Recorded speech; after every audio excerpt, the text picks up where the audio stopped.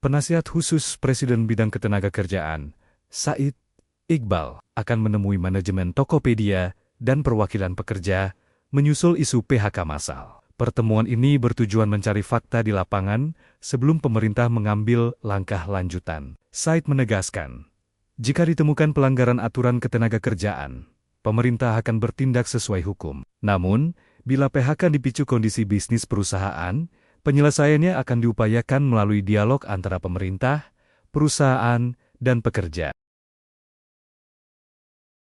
Kita beralih ke informasi internasional. Pemirsa, Angkatan Udara Zionis Israel hancurkan 10 infrastruktur pejuang Hizbullah di Bein Jebel, Lebanon Selatan.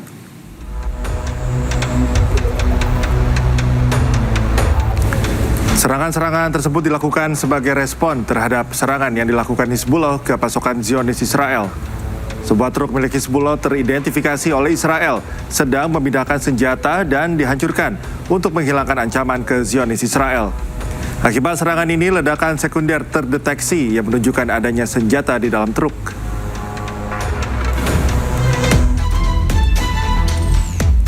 Sementara itu, Angkatan Udara Zionis Israel juga membunuh pejuang Hizbullah di Lebanon Selatan.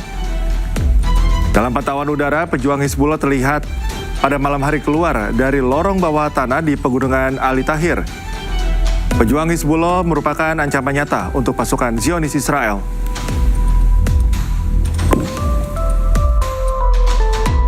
Pasukan Zionis Israel terus melakukan agresi militernya di Lebanon Selatan.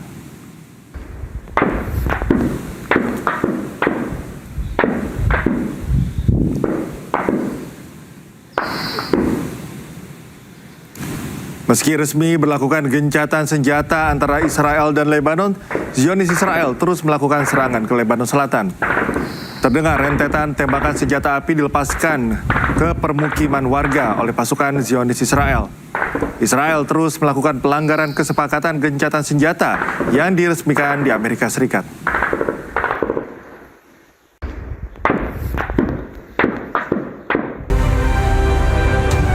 Diguyur hujan deras, rumah warga terendam banjir di Pasaman, Sumatera Barat.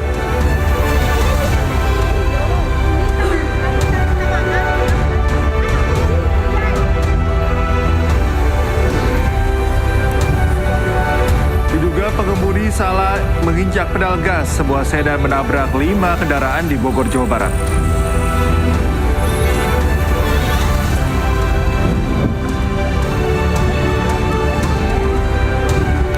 Rangkaian peringatan 250 tahun kemerdekaan Amerika Serikat dimeriahkan dengan letusan ribuan kembang api di atas Gunung Rushmore.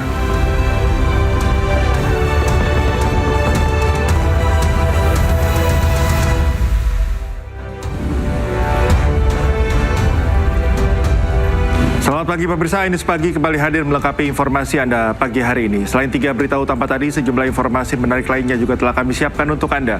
Bersama saya Cikal Multazam, inilah Ainus Pagi selengkapnya.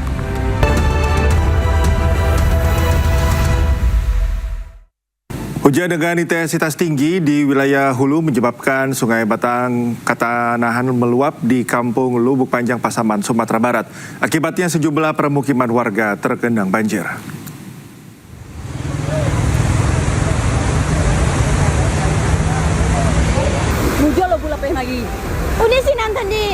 Debit air Sungai Batang Katahanan meningkat drastis setelah hujan deras mengguyur kawasan hulu. Luapan air sungai menerjang permukiman warga di Kampung Lubuk Panjang dan menggenangi badan jalan. Bahkan derasnya air menerjang salah satu rumah warga yang tengah menggelar pesta hingga porak-poranda. Meski tidak ada korban jiwa, banjir meninggalkan endapan lumpur tebal di jalan utama Padang Sawah Malampah yang sempat menyebabkan arus lalu lintas terganggu dan menimbulkan kemacetan. Informasi yang kami terima semalam itu rumah yang terendam banjir karena genangan air itu sekitar 4. Namun itu cuma sampai teras lah, itu boleh diterangkan. Warga diimbau tetap waspada terhadap potensi banjir susulan, mengingat curah hujan tinggi di kawasan hulu sungai masih berpeluang terjadi dalam beberapa hari ke depan. Dari Pasaman, Sumatera Barat, Ari Yohanes, iNews melaporkan. Diduga salah menginjak pedal gas dan rem, sebuah kendaraan sedan menabrak 3 kendaraan mobil serta 2 sepeda motor di pelintasan kereta Jakarta Bogor di Kebon Pedas, Kota Bogor.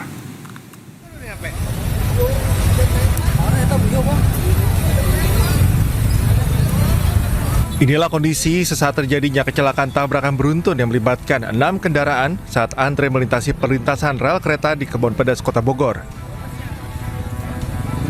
2 penumpang angkot yang sempat terjepit di dalam langsung dievakuasi warga ke klinik terdekat. Peristiwa dipicu setelah pengemudi mobil sedan tidak bisa mengendalikan kendaraannya. Dalam kecepatan tinggi, mobil sedan tiba-tiba menabrak 3 kendaraan yakni angkot dan minibus, serta 2 sepeda motor di depannya. Diduga pengemudi sedan salah menginjak pedal gas dan bukan pedal rem hingga menyebabkan kecelakaan. Untuk kronologinya kita masih dalam penyelidikan, namun untuk dugaannya kita mengarah kepada pengemudinya. Untuk yang terlibat kecelakaannya ada 4 kendaraan bermobil dan 2 kendaraan bermotor. Guna penyelidikan lebih lanjut, kasus kecelakaan ini tengah diselidiki petugas Gakum Satlantas Polresta Bogor. Dari Bogor, Jawa Barat, Andi Firmansyah, iNews melaporkan. Teror bom Molotov dialami seorang pengacara di rumahnya di kawasan Ciracas, Jakarta Timur. Korban yang sedang mengurus sengketa lahan diduga menjadi penyebab adanya teror tersebut.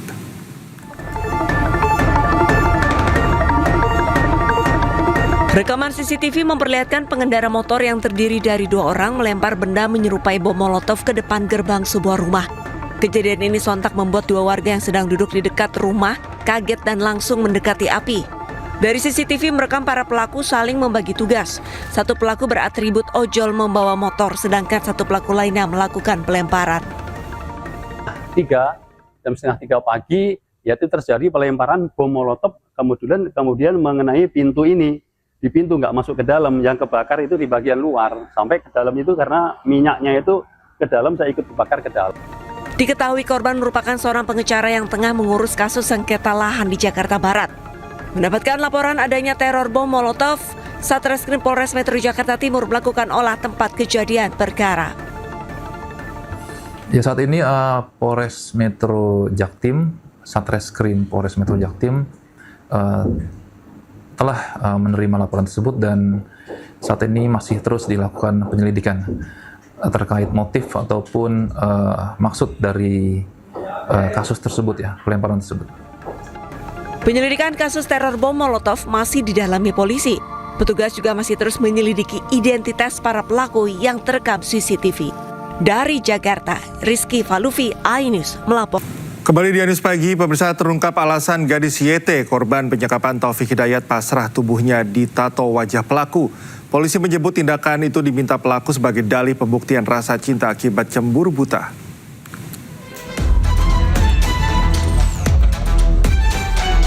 Rasa takut yang besar akan ancaman penganiayaan fisik memaksa korban penyekapan gadis YT pasrah menato tubuhnya dengan gambar wajah sang kekasih Taufik Hidayat.